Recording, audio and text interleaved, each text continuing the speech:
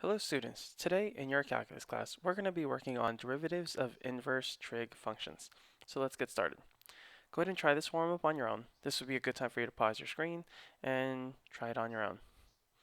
Hopefully you pause your screen and you're just coming back to check the answer. So remember, we're asking you to find the derivative of sine y equals x. And so in order for us to do that, we need to take the derivative of the sine, so that's cosine of y. And because we still have to take the derivative of the inside because of the chain rule, we get dy dx equals 1 because the derivative of x is 1. And remember, we want to find dy dx, so we're going to divide cosine y to both sides. And we're left with dy dx equals 1 divided by cosine of y.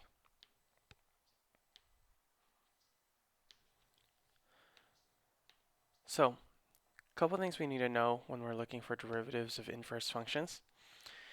We need to know that to find an inverse, we switch an x and y. Next thing is that if you look at the second bullet, it says in ordered pair a comma f of a. When we find the inverse, it's going to switch. So we're just replacing or switching around the a and f of a, as you see on the second part here. When we look at the derivative, we're just flipping them over. So notice here we start with dy dx, and when we find that inverse, we flip it over. So we can leave the bottom one out alone because we're going to talk about that a lot more today.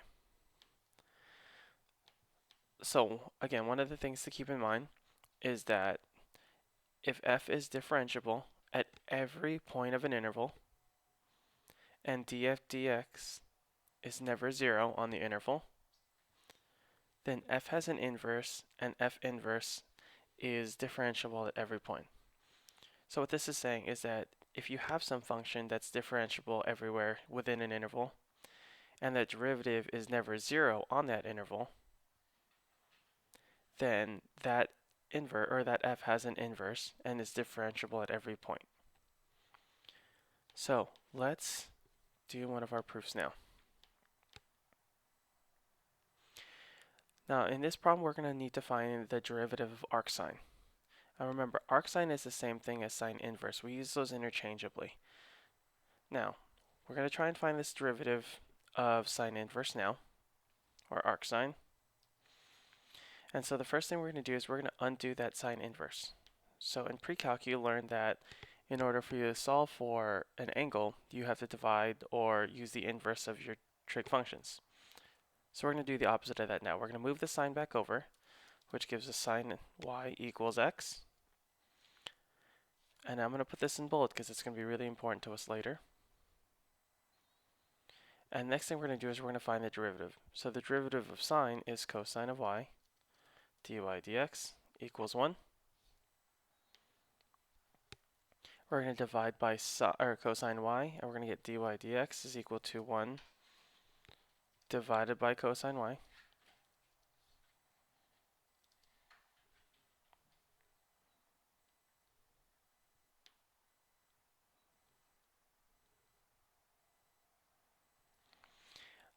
Now, before we do the next part, we're going to need to use one of our trig identities really quick. And that trig identity is cosine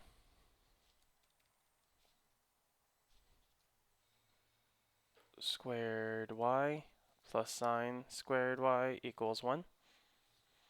And the reason why we're even using these identities right now is because our dy dx currently has a y in it, and we don't want that. We want that function solved for x. So we're going to move the sine squared y over. We're going to get cosine squared y equals 1 minus sine squared y. And then we're going to square root both sides. And we're going to get cosine y equals the square root of 1 minus sine squared y.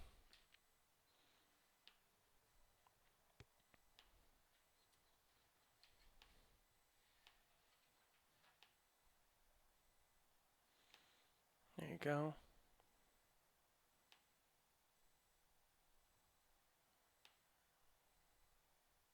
You get the idea. We're just trying to square root the entire thing. And now that we have that, we can replace it here. So now we're left with dy dx equals 1 divided by the square root of 1 minus sine squared y.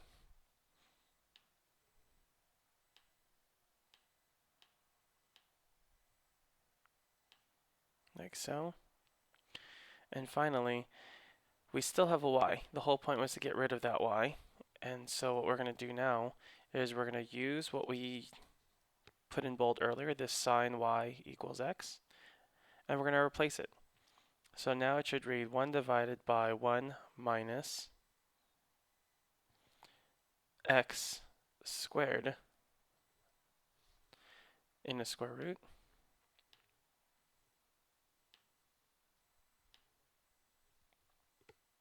And the reason why we have an x squared now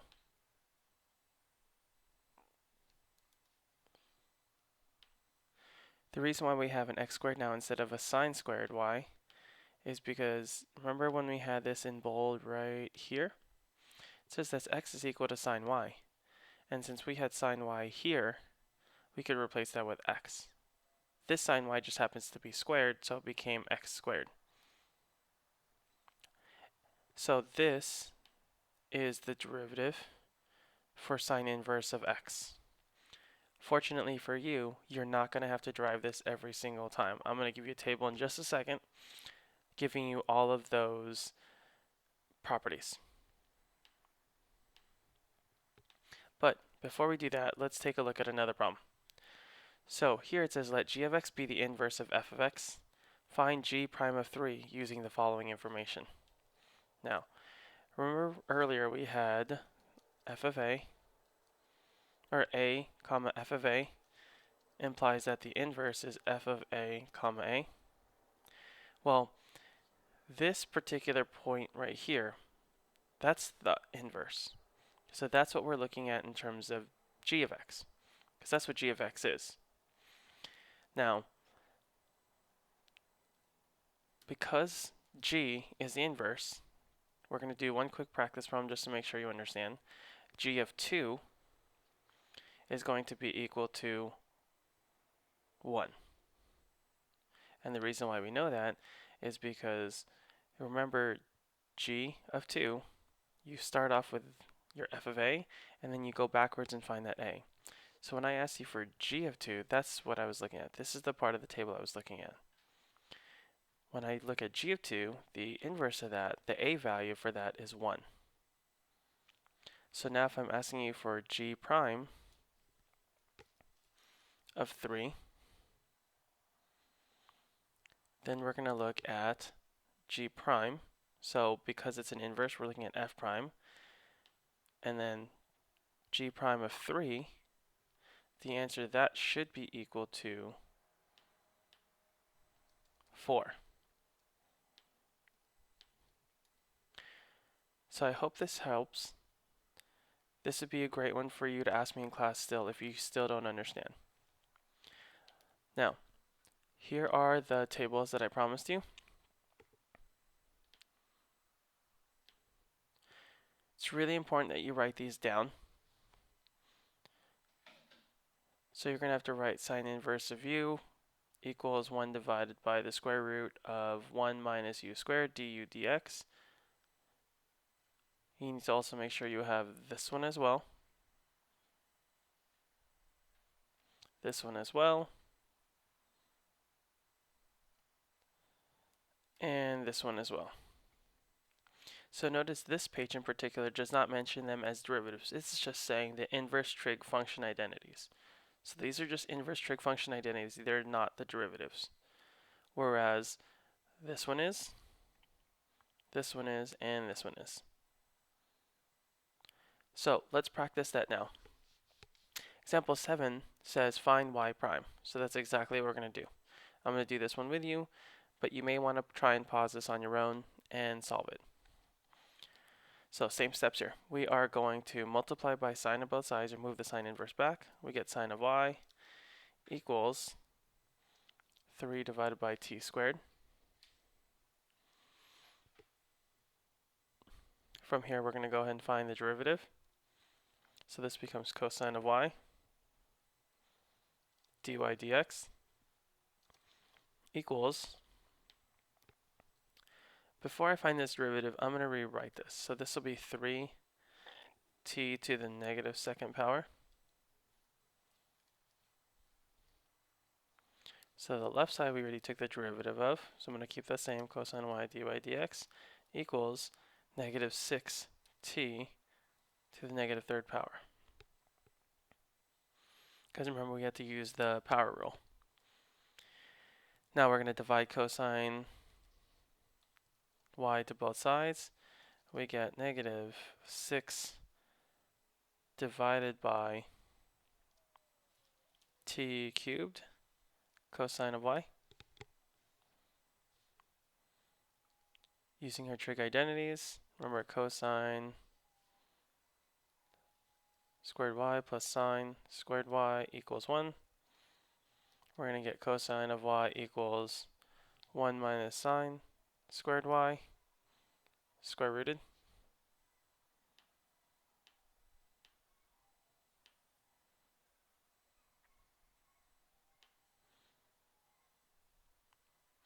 And then we can replace it here.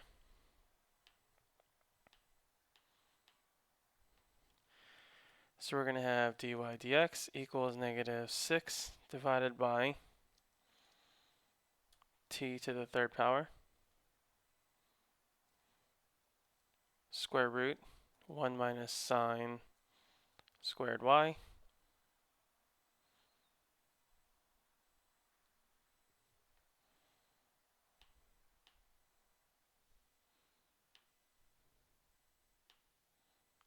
like so.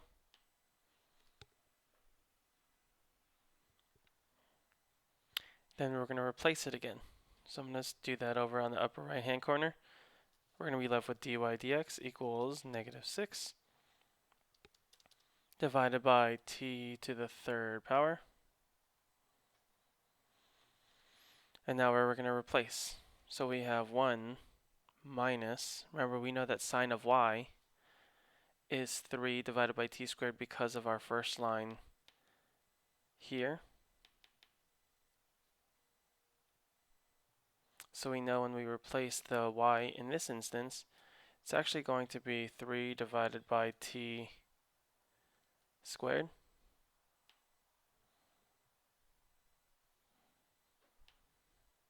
So notice this was divided by and this was square rooted.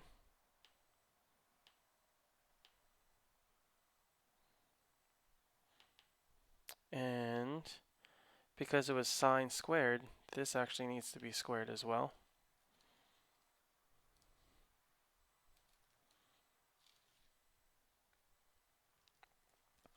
Now we're left with dy dx equals negative 6 divided by t cubed. Now notice we have the square root. I'm going to rewrite that now as 1 minus 9 divided by t to the fourth, because I distributed the square.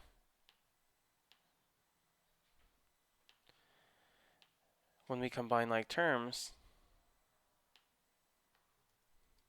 now we're left with dy dx equals negative 6 divided by t cubed times the square root of t to the fourth minus 9, all divided by t to the fourth. So I know this part may have just confused you. All we did here is we combined the denominators inside of the square root. Because we had a common denominator of t to the fourth, we had to change the 1 over here to a t to the fourth divided by t to the fourth. That way we can subtract them, and we were left with the following that you see now. Finally, we could now write this as the following. dy dx equals negative 6 divided by t to the third power times the square root of t to the fourth minus 9, all divided by t squared. So Let's just do this because I think this might be easier to see. We're going to solve just the inside of that square root. So, for just a second, bear with me. Here we have t, the square root. We have t to the fourth, t to the fourth minus 9, all divided by t to the fourth. Because of this square root, we can take that out of the square root. Or because of the fourth power, we can take it out. So let me rephrase that.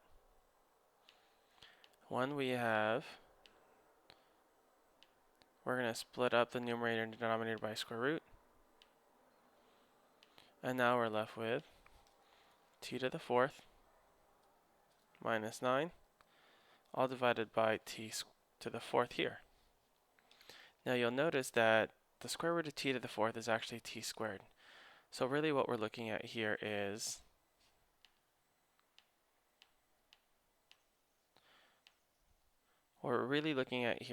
t to the fourth minus 9, all divided by t squared, not in parentheses. Or rather, not in the square root. So what that means here is we now have square root, and I'll write it this way so it's not so confusing. Square root t to the fourth minus 9 divided by t squared. So notice we have two fractions here. We have negative 6 divided by all of this mess. And you'll notice that this t and this t squared, or the t cubed divided by t squared, they'll cancel out. And your final answer, finally, is dy dx equals negative 6 divided by t square root, or t times square root, of t to the fourth minus 9.